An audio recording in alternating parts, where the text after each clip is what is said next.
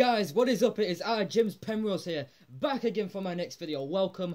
And in this video, as you can tell from the title, I am bringing it back once again. It's my return of Simpsons episode reviews for you guys watching. The last one that I did was a while back, about 8 or 9 months ago, where I reviewed Hurricane Neddy from Season 8. And if you haven't watched that, I'll post a link in the description for you guys so you can go back and watch it. It's getting a lot of views, a good amount of likes, and thank you guys so much for that. So I thought I'd bring this back, and I figure what better way to bring it back with an episode of my childhood that, quite honestly guys, when I look back and watch it over and over and over again, it still remains in my eyes one of my favourite Simpsons episodes of all time. And quite honestly, if you guys are Simpsons fans, you'll agree with me.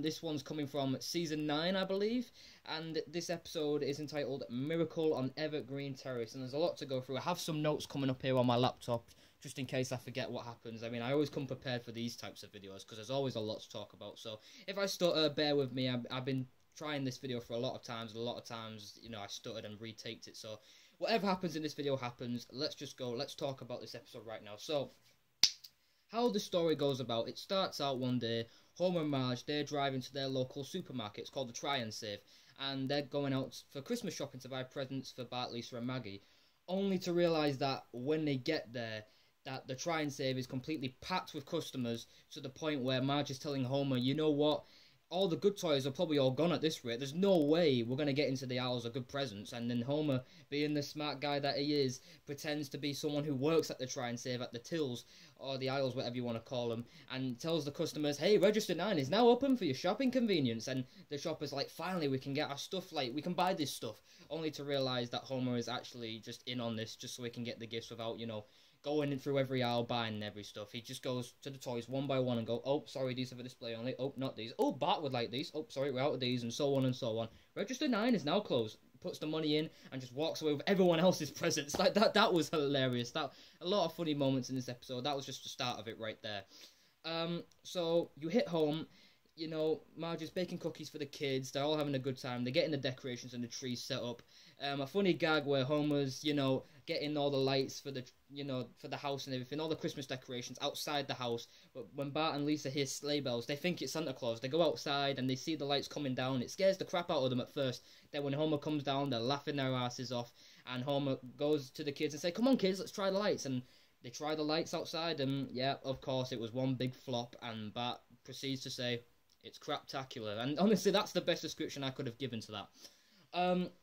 So it then hits the part where, just before they're all about to go to bed, because Marge has laid down some ground rules about this, that no one is going near their presents till 7 AM in Christmas Day morning. Like, 7 AM, that's when everyone opens their presents and gets out of bed. No earlier, no later. 7 AM. Only Bart, again, being the smart 10-year-old guy that he is, decides to pull a few tricks up his sleeves and decides to do a classic Indian trick, as it says, that pretty much he decides to drink 12 glasses of water, and he even says it himself. That's going to wake him up nice and early, and he's going to have a big head start on opening presents. So he had a big head start, alright, but just not in the way we thought. So then it hits like at 5 in the morning, Bart wakes up, his plan goes perfectly, he has a dream about needing to go to the toilet, he goes, and then that's when he realises, oh, his plan has gone perfectly. He drank all the water, he had a piss, it's so early in the morning, he's the first to go downstairs and open the present. So he goes downstairs, he gets some money from Patty and Selma, and then he opens one of his presents, and it's a remote control fire truck car. And Bart's like, oh, this is awesome, it's awesome, until the point where he starts playing with it, and the water squirts from the fire truck, and it hits some, like, some wires, or, like, some freaking, like, just some sockets and some plugs and the wires, and that sets the fire truck on fire. And just when you thought that couldn't get worse, he accidentally drives the fire truck into the Christmas tree, and the whole of the Christmas tree, the presents, the fucking lot, is engulfed in flames. Bart tries his hardest, he gets the fire, he gets like the water hose from the sink, and the water isn't strong enough to actually reach the Christmas tree, and all the presents, all the Christmas, everything they wanted for Christmas that they brought, it's all gone down in flames just because Bart was playing with a fire truck. Like, of all things to set something on fire, it had to be that. Like, honestly, that was a funny way to set something on fire. But at the same time, it's one of them things where it's a big part of the storyline, and it got us fans emotionally invested into what was going on with Bart's character and everyone else involved. So Bart's realised he's fucked up big time, so he goes outside and buries all the evidence, the tree, the burnt presents, he buries everything in the snow. and only to realise that when he's finished, it's gone past 7 in the morning. It's like a minute past 7. He realises, crap, I need to get back to bed. And just as he's about to go back to bed, the Simpsons family is already awake, and they already know what the... Well, they sort of know, at least they think what the fuck's gone on. They see nothing, no presents, no tree, no jack shit. And Lisa asks Bart a very, very important question. Bart, what were you doing outside? And Bart proceeds, just as you think he's about to tell the truth, he then proceeds to make some phony story about how they got burgled and the presents and the tree got fucking stolen. And yeah, and the family bought into it. Everyone bought into it. They're all like sad and tearful over it. Homer was tearing up big time. So then you hit the next day. Well, not the next day, but straight after that, they send the cops round to their house, and Bart tries his best to give a good, like, in-depth description as to who this theft or this guy that stole the presents and tree, or who they thought looked like. And he says, oh, he was wearing this and he was wearing that. He had a big sack with a $sign on it because, you know, in Springfield, in Simpsons episodes, normally when someone, like, steals something, it always has to involve a sack with a $sign, just in case, you know, there may be money involved. So at this point, you know, they're all down in the dumps. They think Christmas is over. And then Bart says, yeah, you know what? You know, aren't we forgetting the true meaning of this day? The birth of Santa and the birth of Jesus and so on and so on. And Marge's like, yeah, we can't look all miserable in front of all these people. It's Christmas. We need to go out there and have a good time in some way or some form. And so they proceed to go outside. And when they go outside, jealousy strikes them immediately. They go outside and they see Ned Flanders' house. They look inside and they're having a nice Christmas. They're having a good time. They're partying it up. And just as, you know, it's couldn't get any worse from there. Everyone from Springfield, like, skis around them. Dr. Hibbert, Milhouse, everyone else from Springfield, they're all having a good time. Milhouse shows to Bart what he got, like a crusty doll, and Homer throws a snowball right down in Milhouse's mug. That was hilarious. Then they go over to the old folks' home, and Homer said, you know what, this is going to have to be pretty damn miserable if it's going to make me happy.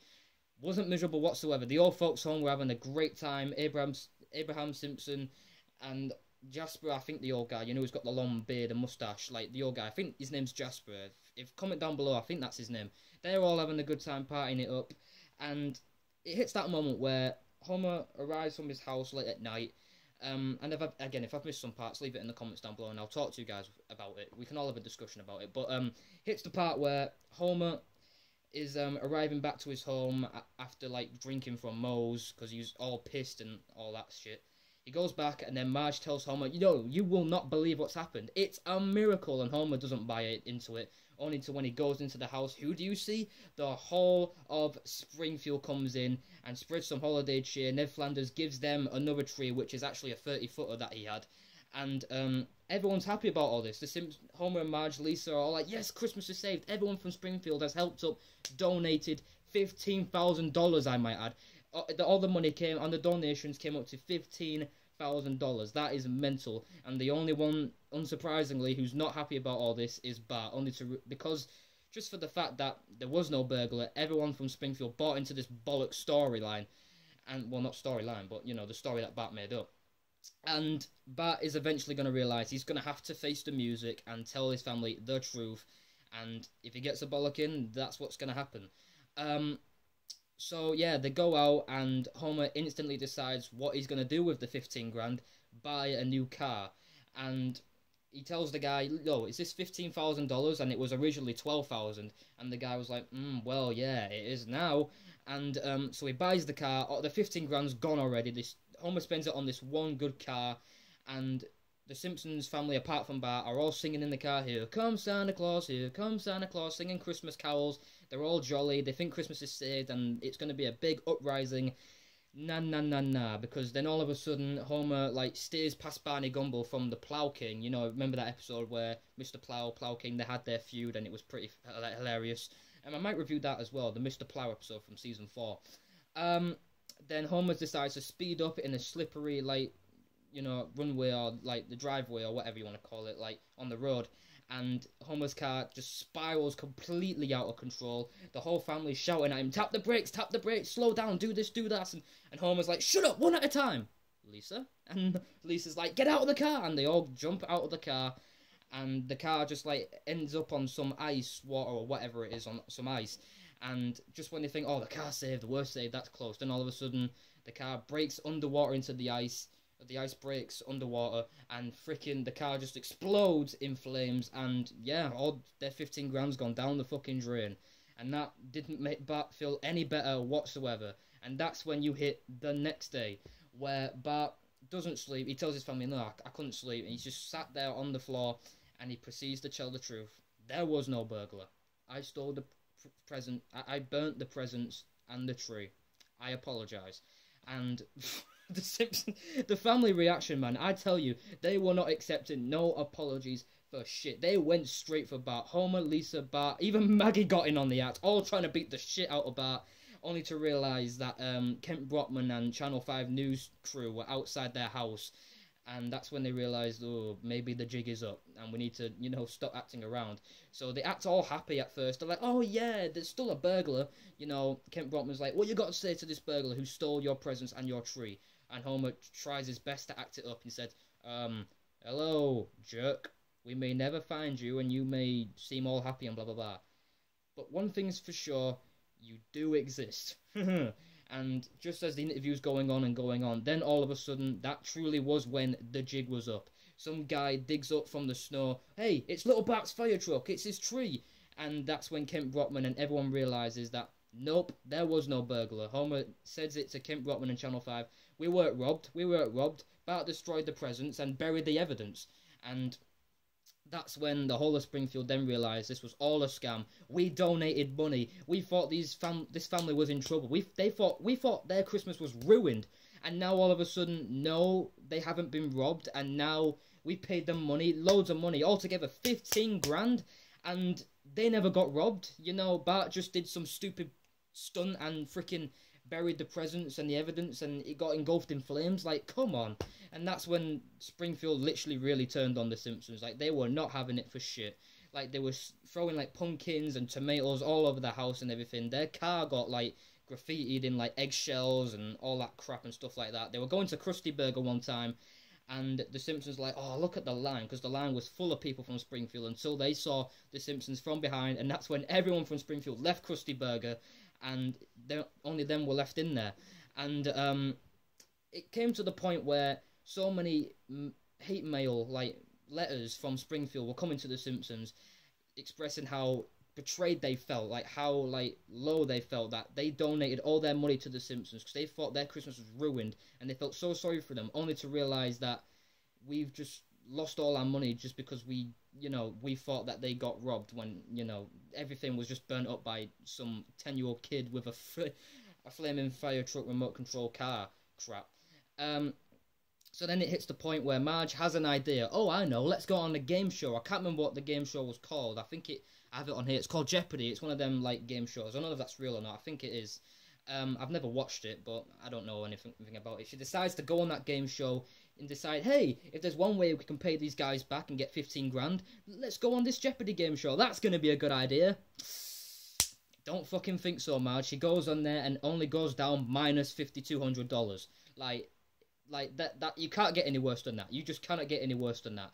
And then the guy who hosts the Jeopardy show says to Marge, yo, you owe us $5,200. You were down $5,200. Come on now. And he's like, you know what, I asked you before the game if you knew the rules. You said you did. Like, the security guards, they come and chase them, and they make a run for it, and they head back home. And just when you think that it's over, it's done, Christmas is over, no money, no presents, no jack shit, all of a sudden they see the people from Springfield again. Everyone's outside the house, and Homer's like, oh, bollocks, there's that angry mob again. And actually, no, it's not what they thought it was. Instead of just expressing their rage and, setting things on fire or whatever, they actually say hi to the Simpsons. Hey, how you going? And we forgive you and all that crap. And Marge is like, oh my god, it's a miracle. And this is what I like. Twists and turns, everything, left, right, and centre in this episode. Just when you think everyone's forgiven them, and Marge is saying, oh, it's a miracle, they've forgiven us, and Christmas is once again saved. Once again, they were proved wrong. All of a sudden, Marge goes, hey, wait a minute, they're taking our stuff. And how ironic is that how the people from Springfield gave them their money, and now that they found out there was no robbery, that they felt like, their money was stolen, which in a sense it was. So they think how to make things evens with everyone is just to steal everything from the Simpsons house. Sofas, TVs, fireplaces, even their freaking pets. Like, they went ahead and stole Snowball 2 and Santa's Little Helper. God damn, man. Like, that's when stealing things has gone way too far. Yeah, I get it, all your money was gone, but to steal 2 pets like that they bought and they've been with them the rest of their lives, I'm sorry, but that's when stealing's gone way too far.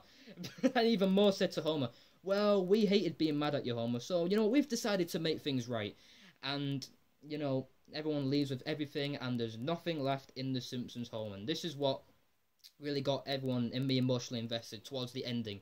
It hits the part where, again, everyone's down in the dumps, and Marge is trying to console and to explain to Homer, Bart, Lisa, and Maggie, you know what? Yeah, I know this has been a stressful Christmas, but you know what? In a way, having nothing truly reminds us of how lucky we really are, because we still have each other, and that's honestly the best gift of all. And honestly, during Christmas time, I mean, I know Christmas is over, but deep down, that really is true. Like, coming towards Christmas time, nothing can really honestly compare to just spending time with your loved ones and being around with them and sharing love and, you know, all that stuff. I mean, yeah, sharing gifts during Christmas is a big part of it all, and it's fun, but without family, Christmas is jack shit. Christmas is nothing without spending time with your family and creating memories that will last a lifetime. And that truly is. I mean, I know it's not Christmas now, but it has just gone and passed. And Homer then goes, well, there's one thing they forgot to take away. This washcloth. And at the end, they all fight over the washcloth, and they still somehow manage to have a little bit of joy from what was probably the worst Christmas they've ever had in their lives. And there's been a lot of Simpsons Christmas-related episodes that's gone on, but honestly, this is one of the best ones, dare I say it, probably the best ones. And I'm going to have tons of more of these coming up on my channel. We have gone, holy shit, 16 minutes long. If I have dragged this video on, I apologise, but like I said, these episode reviews, they take a long time. There's a lot to talk about, and honestly, like, with these episodes, one by one, throughout these seasons 1 to, I'm going to say, freaking 17, like, I've got all of them. They've just been phenomenal. Like, in the modern era with The Simpsons, these episodes, they are good, but I keep saying it, man, compared to Family Guy and American Dad, they're not up to the standard that those, you know, cartoons are. But definitely back in those days, they were top-notch, phenomenal, and I'll still be a fan of them to this day no matter what. So, other than that, guys, this has been my long-ass Simpsons episode review for Season 9, Miracle on Evergreen Terrace. Leave your thoughts and comments down below. Let me know what you liked about the episode. I doubt there's going to be anything you dislike, but if by some miracle there is, just comment down below and tell me what you dislike about it, and we can agree to disagree, or we can just, like, share our opinions. I mean, that's why we're on here on YouTube. So other than that, guys, thank you guys for watching this video. Make sure you guys like this video, comment on this video, and subscribe to my channel. And all I can say is, peace out, my brothers!